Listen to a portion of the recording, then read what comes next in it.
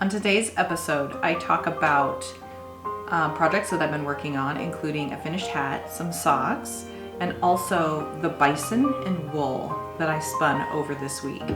I thought I'd also talk about the card art that I handmade with the help of my dad. If that interests you, grab a drink, you're knitting or spinning, and let's get started.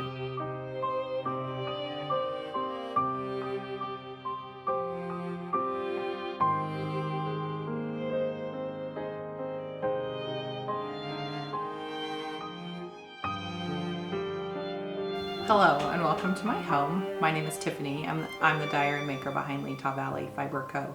You can follow me on Instagram at Latah Valley Fiber Co.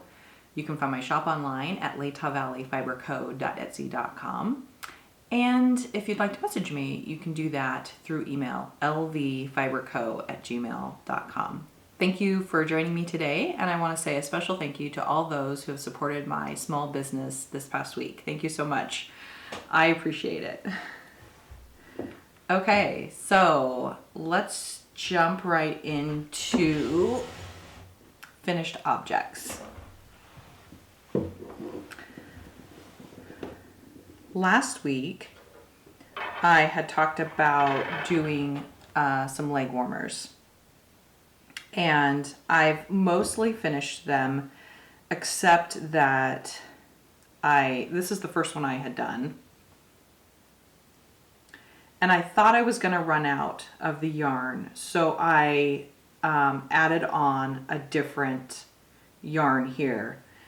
Typically I do 2 at a time socks. These are leg warmers, but the concept would be the same, except for some reason I didn't do that. So here's the second pair, or second set, and as you can see, there was plenty of yarn to go from the top of the leg to the ankle. So this is how much yarn I have left, and I'm thinking it's probably close enough that I'm going to pull out this section and connect the yarn, and then begin, and I'll just knit until I'm done. This yarn is a tweed yarn that I bought at my local yarn shop. It was part of a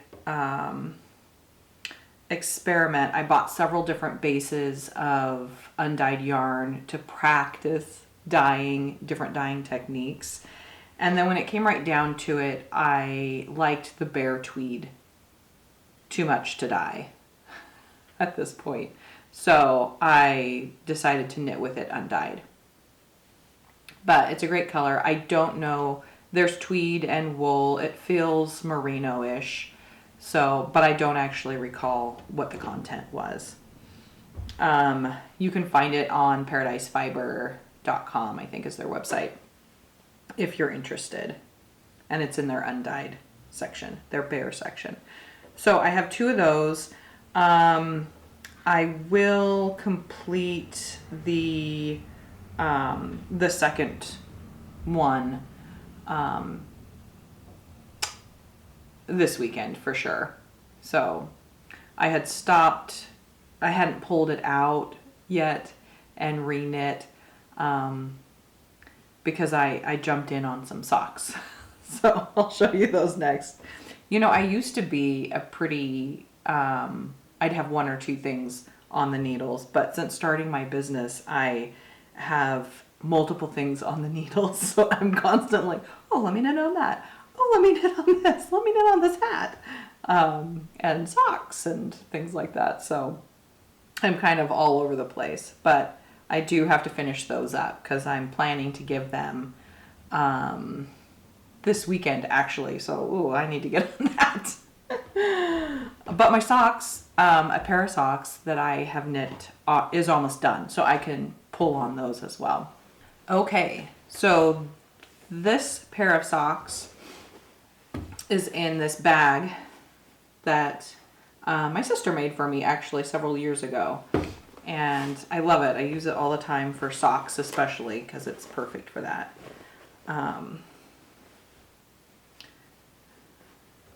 Okay, so this yarn, this pair of socks is knit with my hand-dyed yarn. This is called Hint of Olive, and it's my sock yarn. So it's fingering weight. It's 75% superwash merino, and then actually it's not superwash. It's 75% merino, 25% nylon, and it's called Hint of Olive. The toe is also my hand dyed in the mini skeins, and it didn't have a color. It's yellow. I put it in with a grouping of mini skeins. So I had an extra and I used it on this sock. These still need to be blocked. Actually, I'm not completely done yet anyway, but I will block them. And yeah. So this is a vanilla sock pattern, which basically means you just knit. So I cast on with 12 stitches and increased to 72 stitches around. And then I knit a couple more rows of the yellow before adding the green. And then I knit for 8 inches total, including the toe, before I started the heel, which is a shadow wrap heel, which I really like. It's neat and tidy, and there's no holes here where there can sometimes be holes.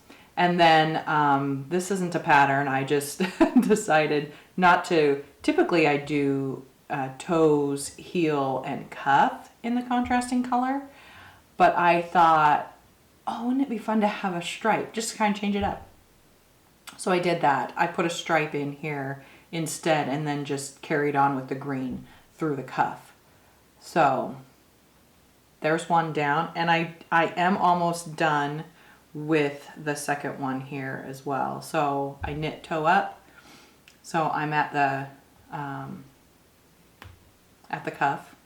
And this is a needle cozy, I guess. I don't actually know the term for this, but I sewed it after seeing some at my yarn store, my local yarn store, and they help keep your needles and your yarn on your needles all together. So this cuff is 2 inches. That's the standard that I normally do. So this is about 1/2 inch, so I've got 1.5 inches left to go, and then I'll be casting off these socks. So they're almost done, and then I'll block them and yeah, get them ready to go to their new home. So this yarn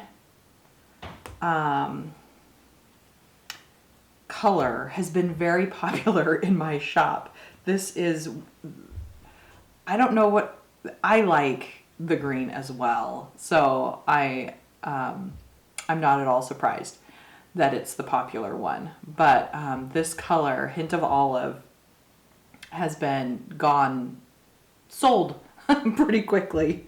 So I don't actually know that there's any more in the shop. But I did get a new order of undyed yarn in the mail this week. So I'll be dyeing up some more. And yeah, so if you're interested, look for that in the shop. Okay, that's it for my socks.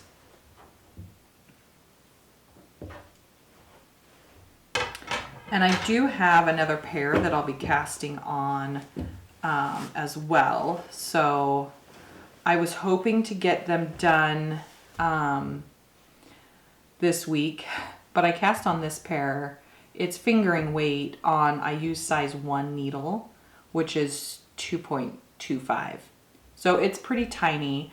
And I knit, solely on that. Let's see, I started on Monday, I cast them on, and then I finished the first one Tuesday night, and then I cast on Wednesday morning, and here it is Thursday, and I'm almost done. So I don't know that I'll get the other pair done this week either. So that's how it goes. I sometimes think I can do a little bit more than I can actually do. Are you guys like that? I don't know. Maybe I'm the only one. Okay, the next and actually final finished object is this hat. This yarn I bought at my local yarn shop, Paradise Fiber. It's Malabrigo Chunky. And I was doing this as a test to see, I'm doing markets this summer, and I wanted to have a little bit of product also for people to, if they weren't interested in the yarn, to maybe have hats. So this was kind of test to see if this would be a good fit, if it was a fast knit, because some hats can be a little slow, so I needed something that was fast. So this is a beanie style hat, so it'll fit really snug against your head, and you don't turn it up. I suppose you could, but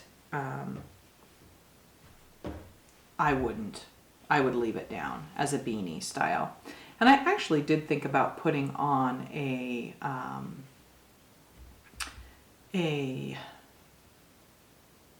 what do they call those? You know, fluffiness. I can't think of what they're called, but they go on the top of the hat. I'm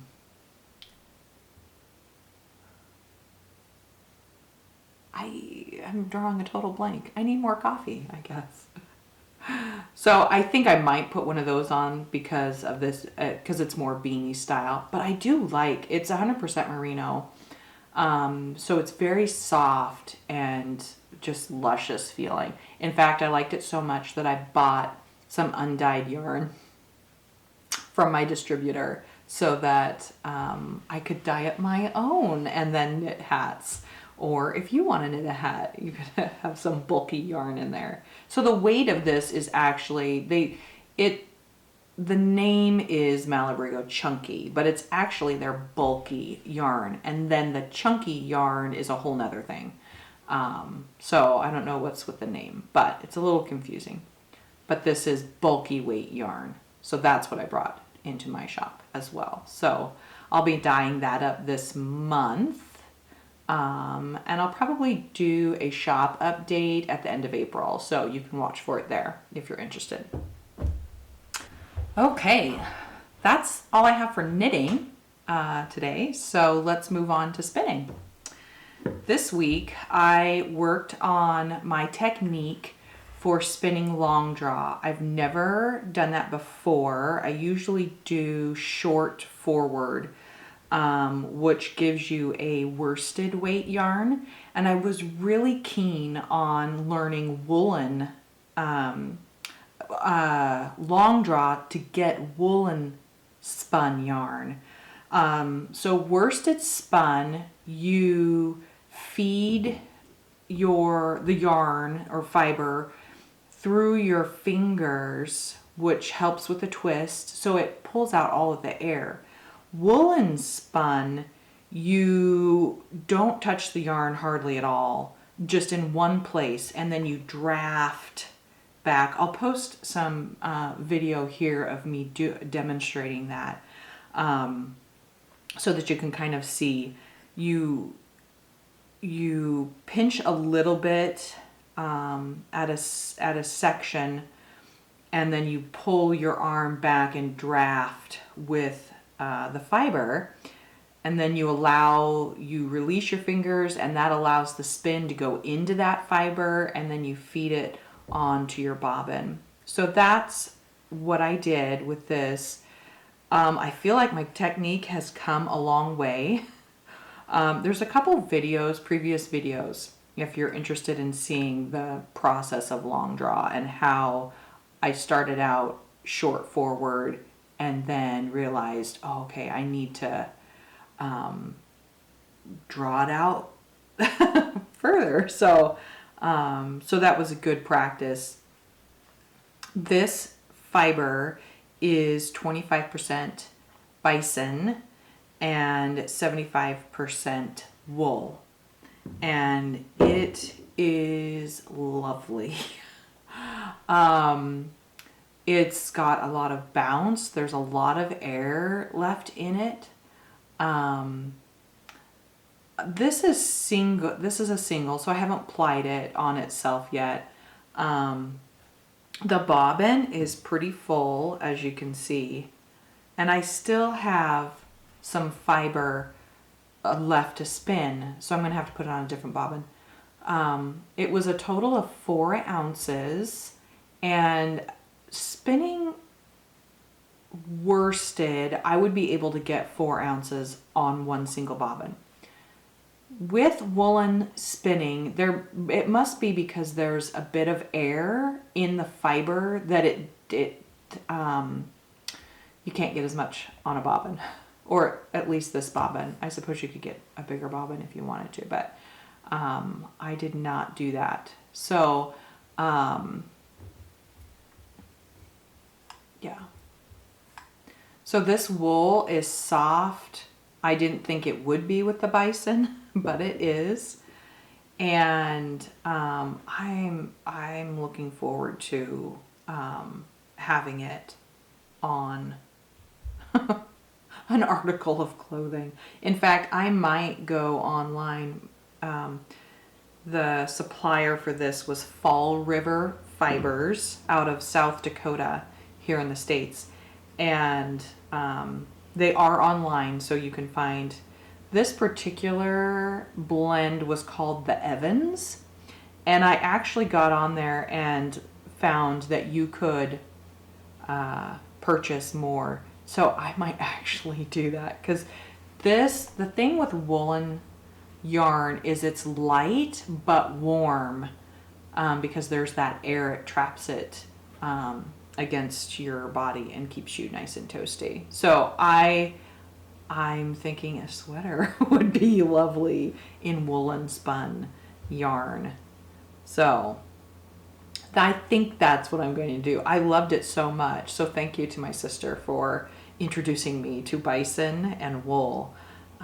It's quite scrumptious. And you would think that the Bison would be a little bit wiry, and there is some wire to it. I don't know if how that's going to feel against my body. I don't know. It is kind of pokey if you get an end. I don't know. I guess I'll have to see. Have any of you spun with Bison? What was your experience? I don't know. I mean, it feels really soft on this and squishy. So, but that's different hands versus on your body, you know. You might have to wear a shirt underneath it, I suppose. But this was a pleasure to spin. I highly recommend it. Yeah. So, thank you, Carmen, my sister, for introducing me. That was very generous of you.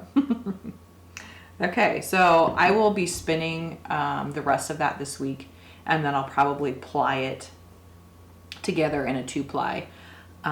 So I'll post a little short video on that if I get it done this week. Otherwise, I'll incorporate it with next week's regular episode.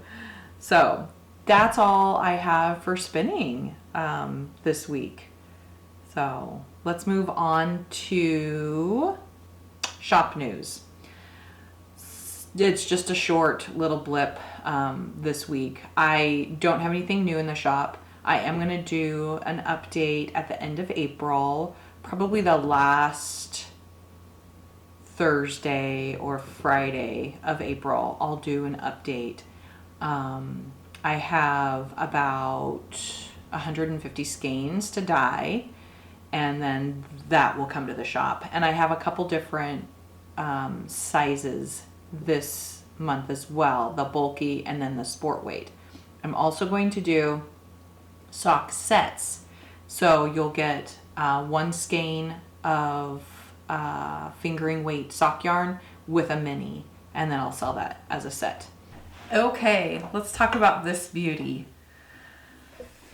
Last year, I bought some fleeces off of Facebook Marketplace. And with the goal in mind to process it, card it, and then spin it, and possibly sell some of the wool. So my husband got online, did some research, tried to find the best carder that you could buy within a reasonable amount. In the process, I decided to ask my dad. My dad is a craftsman. He has done a lot of, for instance, a grandfather clock. He built that. He recently built a wooden bench for his workshop. So he's very gifted. And so I thought, he could do this no problem, be right up his alley. So I commissioned him to help me. I would help him. But basically he had all the knowledge on how to build a carder. So we dug in about, this was last year, actually this time in March. I think it was the beginning of March, and it was a process. It took 4 to 5 months because you cut out each individual piece, then you have to sand it, and you have to coat it. So it was a very much, it was a lengthier process than I had thought, which that happens to me all the time. I think something's gonna be like, oh yeah, I'll throw that together and no problem. And then it always takes longer. So that was typical for me. But the end result was this amazing carder. And I hand built it with my dad. So you can't get much better than that. I don't remember the wood that we used. We went down to the hardware store and bought, or not the hardware store, the wood. Yeah, Windsor plywood. That's where, Windsor plywood here in Spokane. And I bought a big sheet of it, and then we cut it down and made each individual piece. So it was a great project. I did record lots of different videos of us cutting it and piecing it together, and then finishing it with the primer. Not primer. We finished it with something. We stained it, of course, and then finished it with a top coat. So I am going to put together a collage video of that process. If you're interested, look for that in the future. It's a lot of videos over, again, 4 to 5 months. So it's taking me a while to put together the videos for it. But I thought I'd give you a little tour. Now, I got this home and, of course, used it right away. And the handle busted. And so my husband, I was so disappointed. My husband 3D printed a handle for me. So it is still on here because I have not made it out to my dad's to do this specific project. We're working on other things like gardening, planting a garden. So yeah, let me give you a tour. This is the drum, the big drum, and the small drum. So you put your fiber in here and feed it in this way. Tiffany, go the right direction. And then it goes on to here, and then you pull it off. Yes, that is a drawer. This is for smoothing out your bat. And then this, you need to be very careful with. It's quite pointy. But you place it here and lift the bat off. of the carder like this.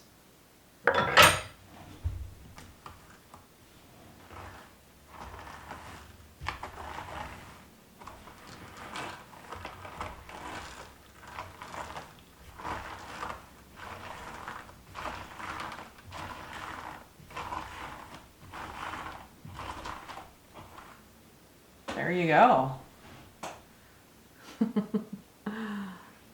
A carded bat. Now, don't look too closely at this fiber because, like I said, I bought it off of Amazon, or not Amazon, Facebook Marketplace. And I didn't realize that I needed to ask a few more questions about the wool. And so it came very dirty.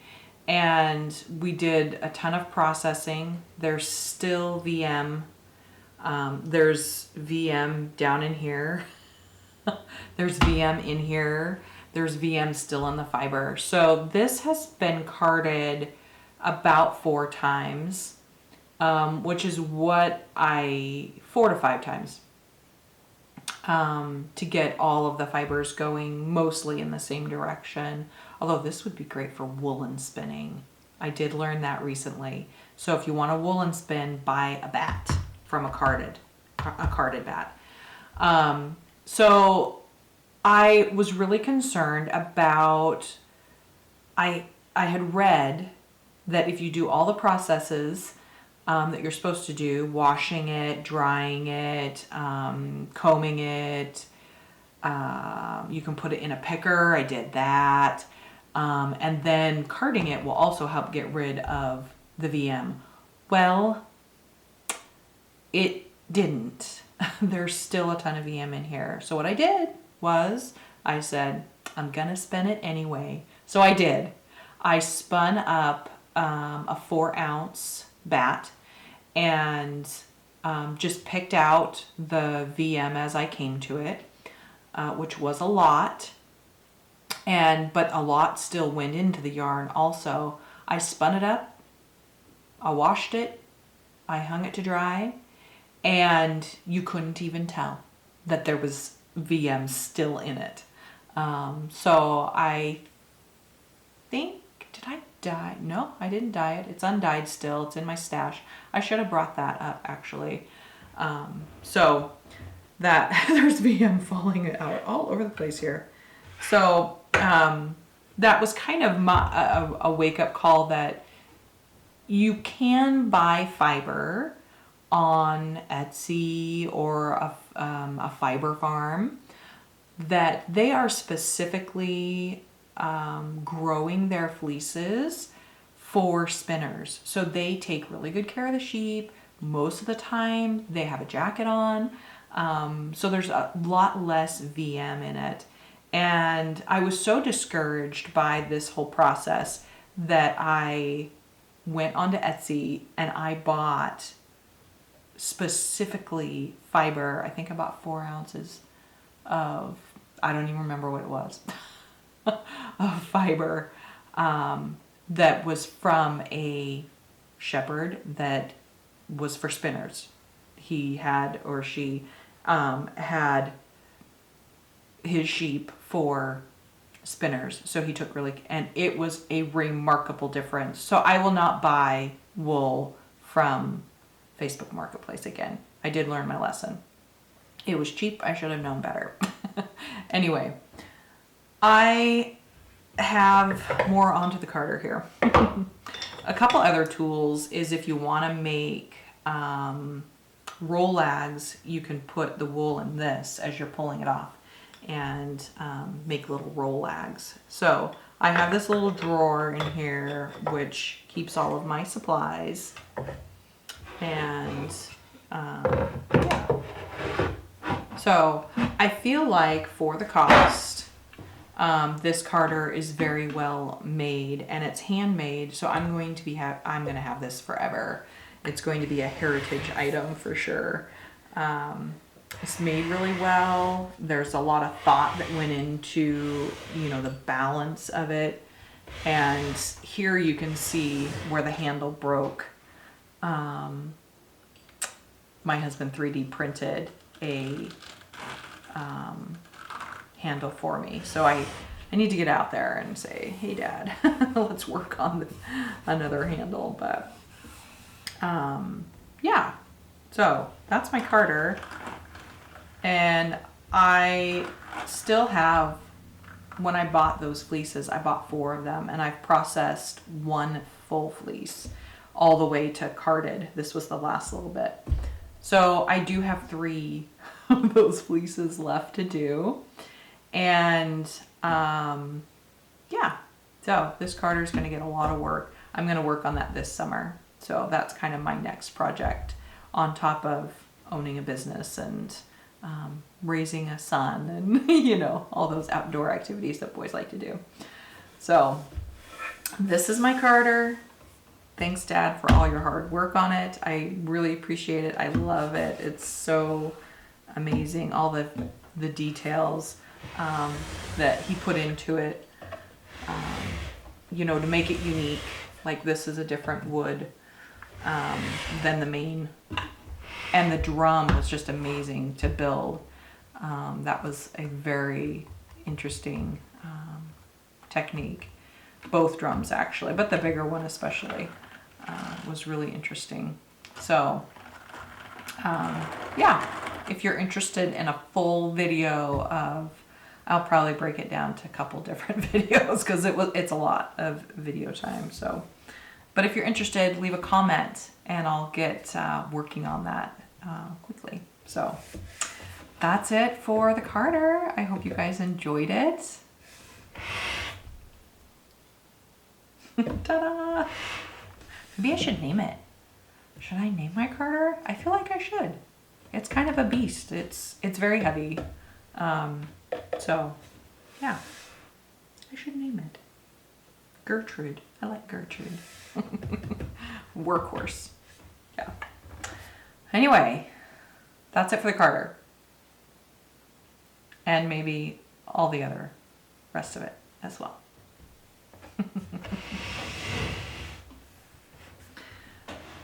That's it for this week. I hope you guys enjoyed it as much as I did. And I hope you all have a great week with whatever you're doing, crafting, getting ready for spring break. We're going into spring break here in Washington. So next week we have off of school and we have a lot of busy things planned. We have a couple play dates with some cousins. My son wants to go to one of those jumping houses, trampoline places. I can't think of it. It's called Adventure something or other, but he wants to go there, so I thought I'd take him there. And then we'll do some hiking and things like that. So I hope you all have a lovely spring break and enjoy that time with your kiddos. And I'll see you in the next video.